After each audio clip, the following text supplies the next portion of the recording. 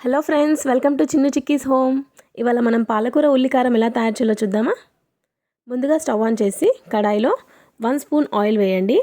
Oil వేడయ్యాక అందులో 4 ఉల్లిపాయల్ని కట్ చేసుకొని వేసుకోవాలి.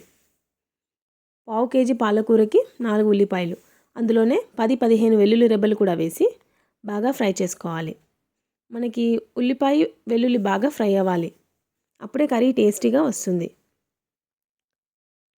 చూడండి, మనకి ఆనియన్స్ కూడా ఫ్రై అవుతున్నాయి కదా. ఇప్పుడు ఫ్రై అయిన ఆనియన్స్, వెల్లుల్లి రెండు కూడా చల్లారిన తర్వాత మనం మిక్సీ పట్టుకోవాలి. ఇప్పుడు మిక్సీ జార్లోకి ట్రాన్స్ఫర్ చేసి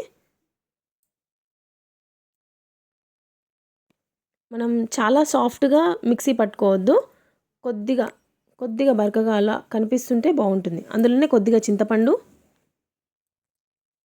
2 స్పూన్స్ కారం, 1 స్పూన్ సాల్ట్, 1/2 స్పూన్ పసుపు, 1 స్పూన్ ధనియా పౌడర్. ఇప్పుడు వీటిని మిక్సీ పట్టుకోవాలి. చాలా స్మూత్గా పట్టుకోవద్దండి, చూడండి ఇంత కన్సిస్టెన్సీలో చాలు. ఇప్పుడు మనం కడాయిలో 3 స్పూన్స్ ఆయిల్ వేసి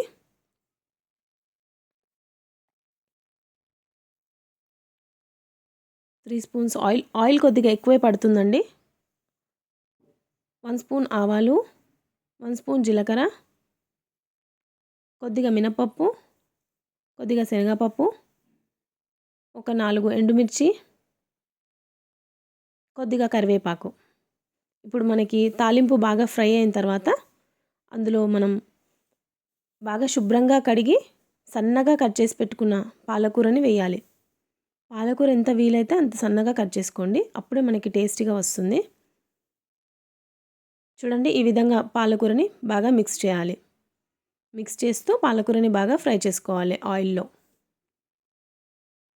ఈ విధంగా మాడకుండా, అడుగంటకుండా ఫ్రై చేసుకోవాలి. ఇప్పుడు మనం చూడండి, పాలకూర మగ్గింది కదా. ఇప్పుడు మనం ముందుగా ప్రిపేర్ చేసుకున్న ఉల్లికారం ఇందులో వేయాలి. ఇప్పుడు మనం ఉల్లికారాన్ని, పాలకూరని బాగా మిక్స్ చేసుకోవాలి. అంతటా మిక్స్ అయ్యేటట్టు ఇలా కలుపుతూ బాగా మిక్స్ చేసుకోవాలి. చూడండి, ఈ విధంగా కలపాలి, అప్పుడు బాగా మిక్స్ అవుతుంది. మనకి చూడండి చాలా టేస్టీగా వస్తుందండి ఈ కర్రీ. మీరు తప్పకుండా ఇంట్లో ట్రై చేసి టేస్ట్ ఎలా వచ్చిందో నాకు కామెంట్ చేయండి. నచ్చితే please like and share and subscribe.